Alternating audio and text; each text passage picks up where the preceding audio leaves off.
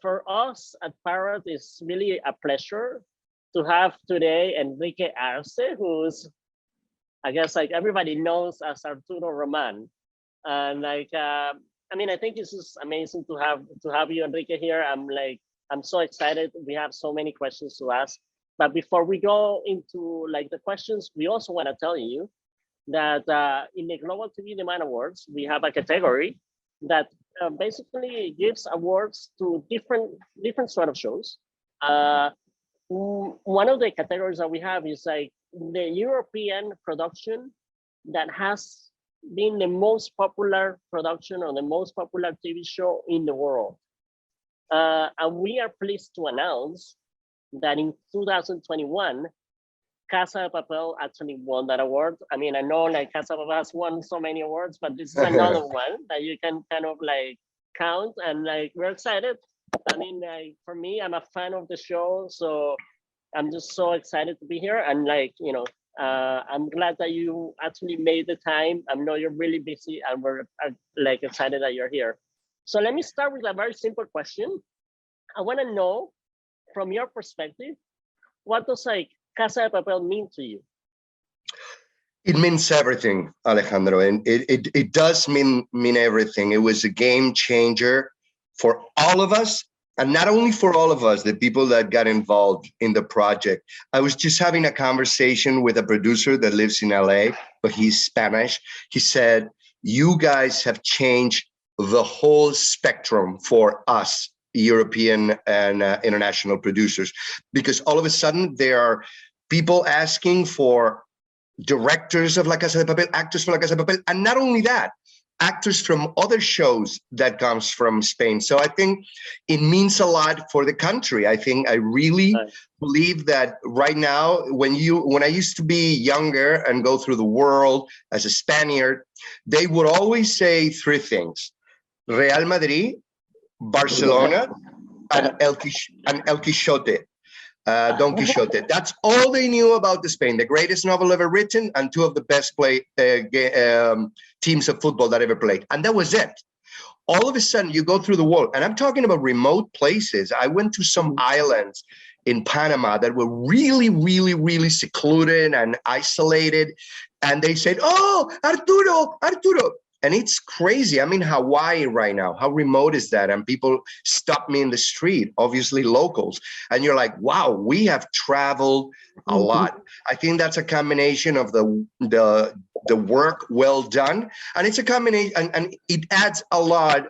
And it has to do a lot with the context, meaning that before the shows didn't travel that well. It was like a local country thing. But now with the platforms such as Amazon, Netflix, it's just the whole world can be yours if you have a winner project such as this one, obviously.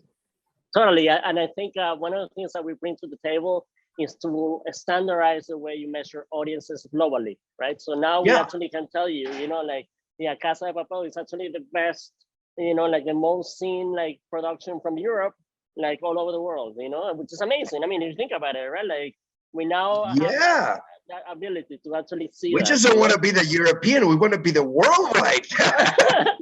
I think you were close. I think. No. I think we were up there. I mean, I think up there. Yeah, you were up Squid there. Game just has broken all the records. But after those guys, I think we come second or third. We just think about it.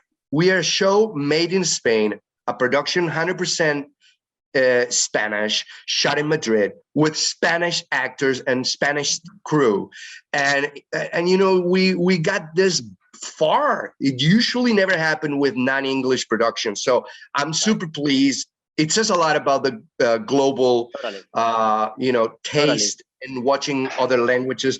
I guarantee you 70% of the Americans I talk to that have seen the show, they watch it in Spanish subtitle, which also it's a carrier, a vehicle for the language, for the culture. It's amazing. I think we really did a good job.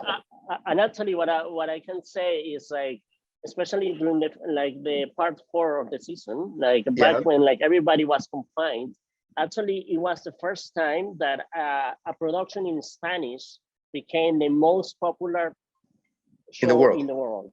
In the world, Yeah. so the whole Isn't world, that and that's amazing? never really been done. Like, I mean, it was an incredible like feat, I think, and it was like it's also so inspiring, you know, for like all stars native Spanish speakers, you know, because it really And means and like, look, and there's no barriers, you know. So I and it's really like, you know, it's amazing, I think. it's the first one of many. Which the good thing is, okay, let's not forget that La Casa de Papel is so much more than a show. In what Right. that producer said, it's like, Kike, I live in Hollywood. I guarantee you, it's the talk of the town. Everybody wants talent from La Casa de Papel. Everybody wants showrunners from La Casa de Papel, directors from La Casa de Papel. But not only that, now it's just escalating to other shows. Elite, Fariña, Right. Velvet, which is the other one that is kind of like the Orange is the New Black, Gran Hotel, Vis-a-Vis, oh, vis-a-vis, Gran yeah. Hotel. So Right, it's right, opening, it's just right, making the first right. drill, opening the walls for Spanish production. So I always say in the interviews, more so that proud of being in La Casa de Papel as an actor, I'm proud to be as a Spaniard because, you know, we're this tiny country that is showing the world that we can compete when we have all the means available with the American and British productions, which is great. Right. Yeah, no, it's amazing. So did you ever dream that that was possible? I mean, I guess like when you joined the show, like if we turn back, you know, 5 years ago, you know, like you read the script, like you got casted for the show. Did you ever dream this was going to be something like that? Like, was that like? This is where it comes the really cool anecdote. If you were asking this question to any other member of the team, the answer, even the creators, the answer would be a flat no, right off the bat. But you're asking me, and this is where it comes different. We were shooting episode 4 of the first season, and we went to a festival, a TV festival in Burgos, in a city of Spain.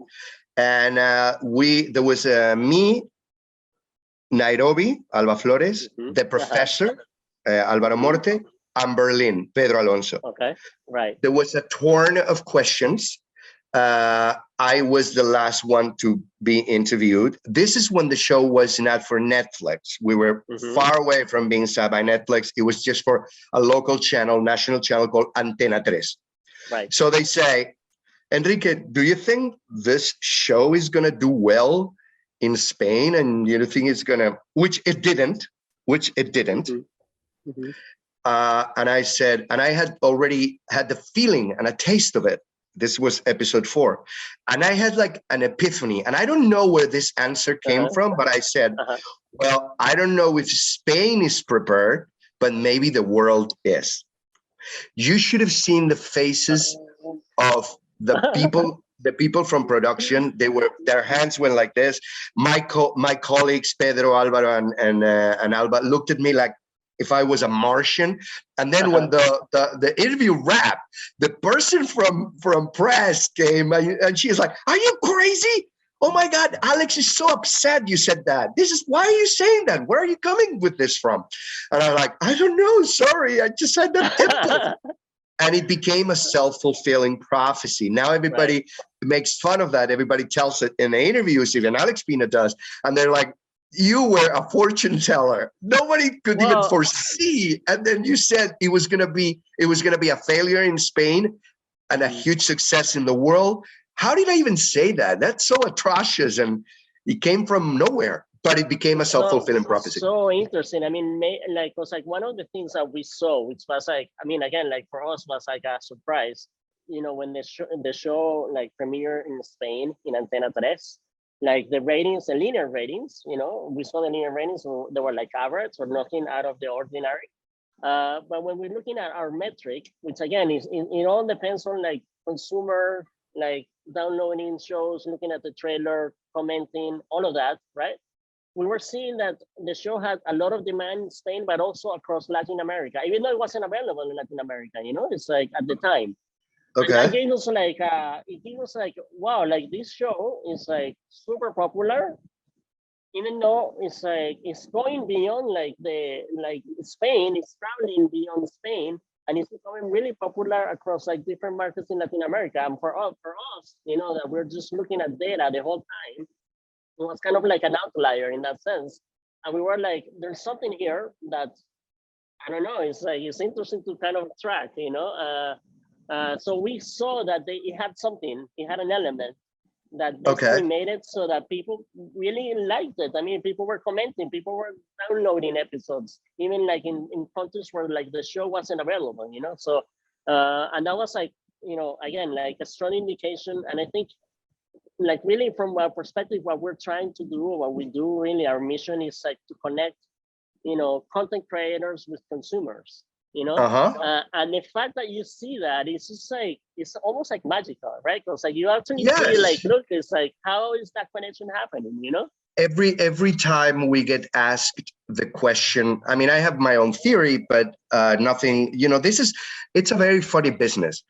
You can never pinpoint a formula that is going to work every time because it just doesn't exist. If it Right. did exist, everybody would do it, would produce that formula. But this, it connects with emotion, it connects with the times we're living. I mean, there's so many variables that you have to compute together that that, you know, it just, you cannot manufacture it. You cannot Mm, manufacture. mm, I think when it comes to the big explosion, there was somebody told me, because I remember the day exactly where my Instagram started to go crazy. And just previous to that, there were two people that spoke incredibly highly about the series. One has 125 million followers. It's Neymar, the football player, right. who ended up doing a cameo in our show. And it was Right. another one, an Italian girl called Chiara Ferragni. The fact is that immediately Brazil and Italy just rocketeer, and from Yes. there it stems all the rest. I mean, two people are not going to carry a show like this, but it might light the spark that makes everything like Totally. a domino falling. So we owe a lot to them. I think those are kind of like our two main benefactors. But the fact remains is that it's word of mouth. It's a show that carries by word of mouth. A friend of mine, someone that I met in a production is like, how do you even came across Money Heist? And he's like, well, you know, people wouldn't freaking stop talking about it. And I was Right. so out of the conversation in lunch that I was like, I have to keep up with what's happening in the show because I don't understand, because everybody's so enthusiastic and I don't get to be part of the conversation because I haven't seen it. And so he started watching, and I think a lot of people just worked like that. It was like a domino effect, Yeah. and Totally. and it led us to where we are right now. I think the work is really well done, and people love it. And it's so interesting because now you mentioned Neymar, because I actually, you know, like this business has been growing, you know, over the last 5 years. And I actually have a slide or a chart where I show how like after Neymar did that, like the demand for Casa de Papel in Brazil just went up like 20%, you know, which was Crazy, incredible. And then like, crazy. and for me, it was also like, kind of like a way to make people understand like the way we measure content, right? Because we're like, look, Yes. it's like what we're doing is like we're going what the people are saying. You know, it's not like we have a panel. It's not like we're doing some surveys. We're just Yeah. tracking everything that is happening online. And like the fact that Neymar did this, look at the impact, you know, and you could totally see it. And it was just like incredible. Yeah, it was. I actually had a taste of that for the first time. I went on vacation with my two agents from Spain, Alejandro and Juan. And the minute we landed in Brazil, it was like the Beatles.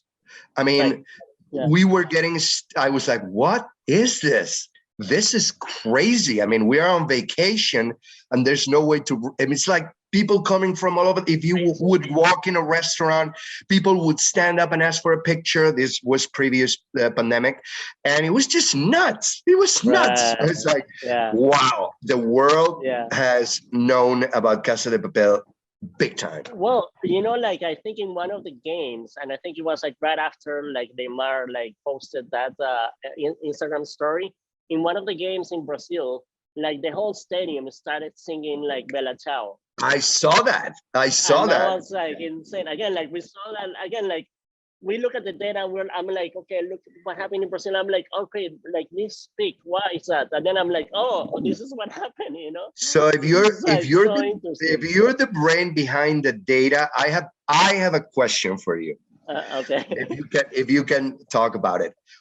What the hell happened with India after season 4?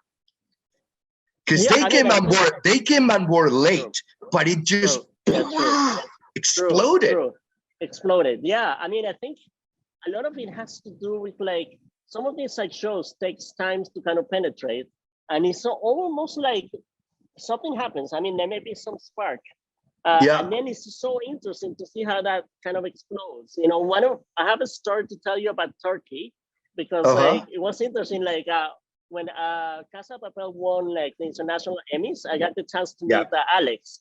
You know, because he was in New York, and then I got the time to kind of see him. And I actually know that was the second time that I saw him. I saw him before at MIP TV or MIPCOM, not MIPCOM. I met him at MIPCOM, and then at MIPCOM, I told Alex like, hey, you know, like I'm looking at the data for Casa de Papel, and I'm seeing that Turkey is kind of exploding in popularity. And then he's like, Turkey, you know, and you know, Alex is like, what?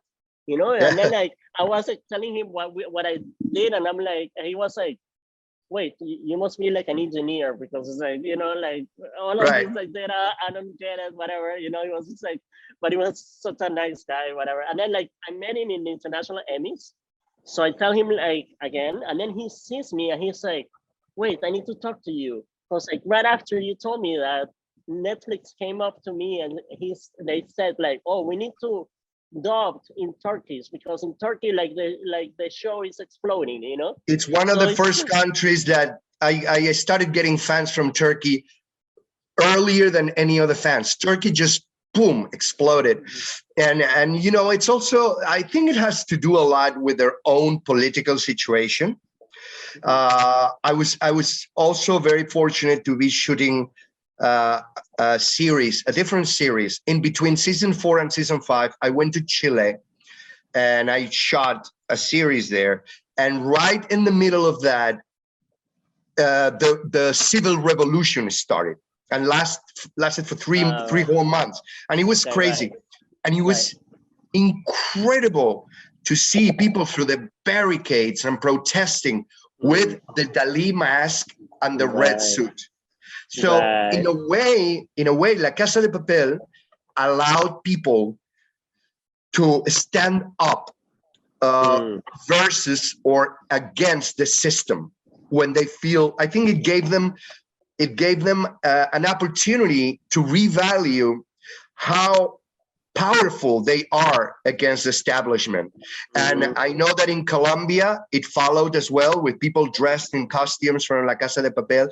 I know that it was almost like an iconic image that would represent them. And it was very recognizable for everybody. And they're like a fist on the table saying enough. So it was that political content of disagreement with the establishment and the status quo that made people so driven and so drawn to the series as well. Yeah, it was just more than a show. Yeah, I mean, there's like that emotional connection, right? At the end, totally. Like, it's all about emotion. As you said, it's so hard to like replicate or like to understand or manufacture. It's impossible, right? It's impossible. I don't even think Alex had remotely in mind that this was going to happen with this show. He was just thinking about a heist.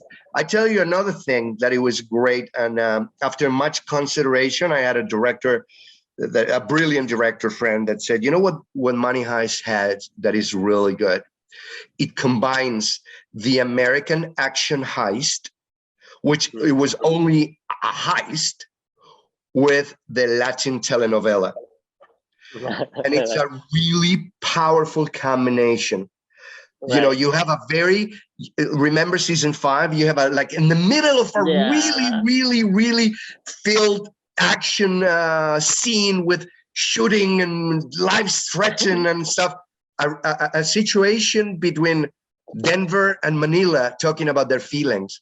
And that's something that it's never been done. It's so far-fetched that people are like, how are you going to have a vulnerable scene, a romantic scene in the middle of a freaking, you know? So that's what I think it was great about this show, the depth of the character's emotion with the crazy action happening around. Yeah, totally. I mean, like, I think at the end it has so many elements, right? Like, that you can connect to, like, because of the whatever, like the romance, because of the action, or because of the political stand that it makes you feel, you know. So and for us Latinos, for us Latinos, it's so much about the love and the relationships and the emotion, and you know, we need that stuff. So and then the more Anglo-Saxon audiences might like the actions. So it's a good combination that, but you try to replicate it and you won't get it.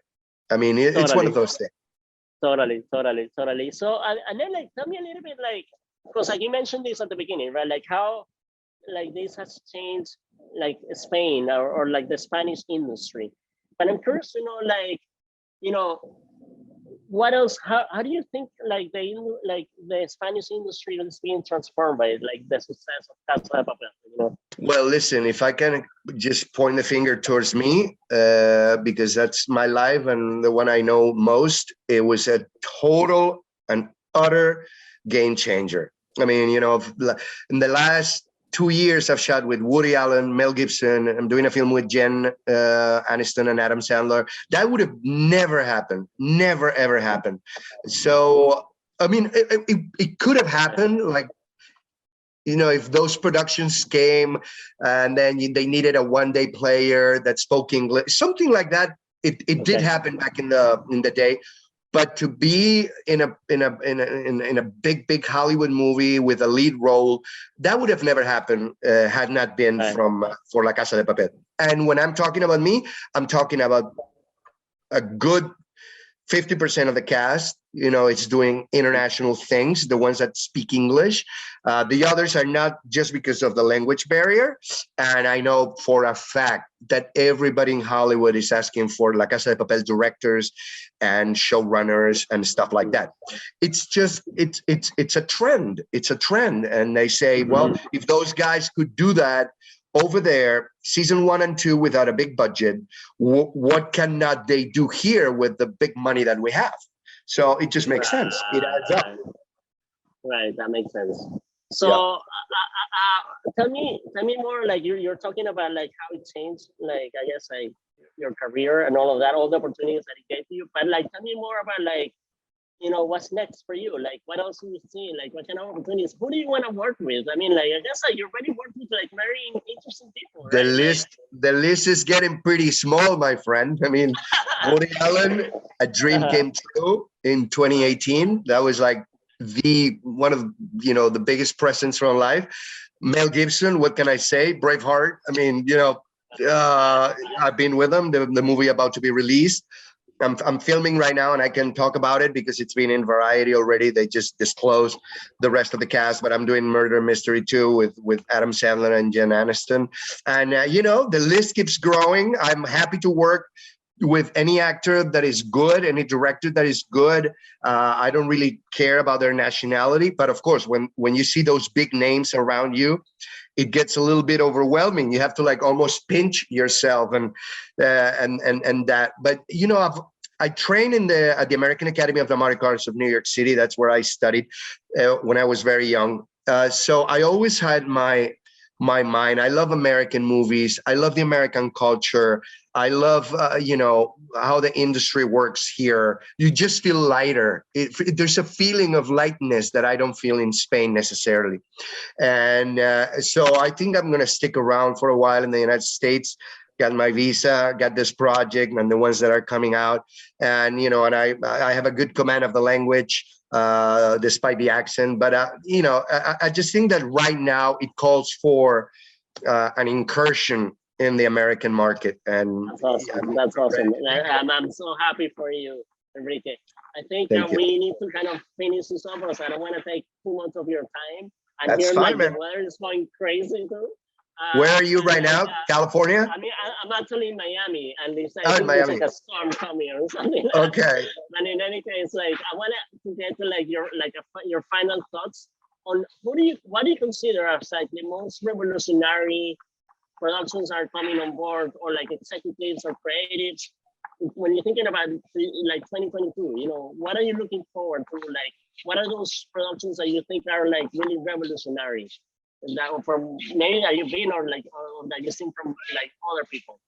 It's hard to say, and we can't forget that we're in the middle of a pandemic.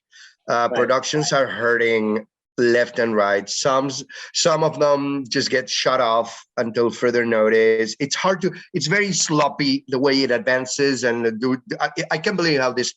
I mean, I have so much respect about creators and producers and people like that they're putting their money on the line and they don't know what's going to happen. So a lot of respect for those guys. I couldn't do that job. But I think that,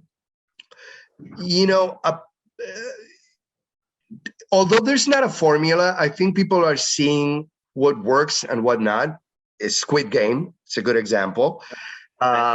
It's things that are loaded with emotion and outrage and things that are not compliance with society and are so far-fetched and so incredible. People are in the need to escape.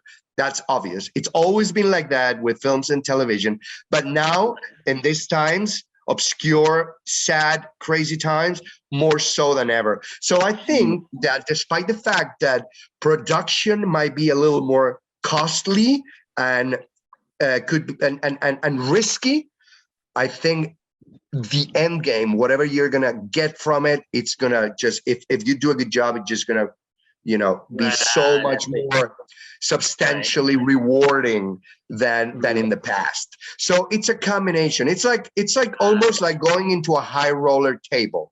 You've been playing poker or blackjack with consistently with a little money, and now you're like, okay, now you can go to the high roller. You can lose a lot of money, but you can win a lot of money. So those who play their cards well are going to be at the front of the production, are going to take the risk. Not everybody wants to take the risk at this time. And those who do a good job are just going to benefit big time. I don't know what kind of genre. I know it's going to be through the platforms that are proliferating more and more, but I really don't know what genre. But I know that whoever takes the risk and it's willing to do that, it's going to soar. Awesome. So one last question. I want to have another last question. And I'm curious to know, like, how does it feel to live with Arturo Roman? Do you hate Arturo Roman personally? Arturo Roman, are you kidding me? I love him with passion. He's the better version of me. You know how I created Arturo Roman? I took all my virtues and multiply it. Okay. I love Arturo. You know what? I'm going to miss him. He's given me so much. I mean, it's just like for instance, they're going to do the sequel right now with Berlin. Netflix is going to create it. If they call me and say, "Oh, we want a cameo from you," and you cross him on the street or something, I go like, "Yes, I wanna become Arturo again." I love Arturo. Although there's not a lot of things to love him for, I understand, but he's given me so much. He's given me a new life and a new career. And how many views did the TED Talk that Arturo did have? A what TikTok? The TED Talk. Oh, yeah. Was it like a real TED Talk? Yeah. I love, and also it's funny because that's one of the things.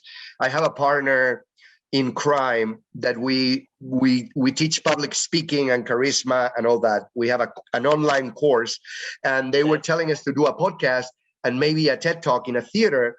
And it's so funny because it like circles back to where I was as Arturo Roman, and now I might do it as Enrique Arce.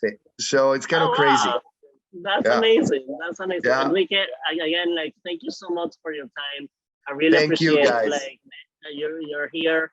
For us, it's like, I mean, it's really a privilege. I feel like it's a privilege to talk to you and like with your experience, and like I'm so happy that you were able to make it. And with Me that, too, like, man. I'm in front of the guy behind the numbers, man. That's pretty. I could never do I your just job. see the numbers. I just see the numbers. You know, I I'm could like, never do your job, brother. I could never do your job in a million years. I'm never gonna take you out of your job. okay. All right, Wait, Arturo, thanks this so is much. the fun part about our business is that we need people so different from each other, Right, like more totally, left totally. brain, more right brain, more into numbers, more into analyzing and data. So much respect for you guys. No, and you know, more like as a personal story, now that we were talking about it, is like I was a producer. I produced a couple of shows back in Venezuela. Oh, And like, cool. but my background has always been like very analytical. Like I went to MIT and all that. So it's like I'm more like the numbers guy.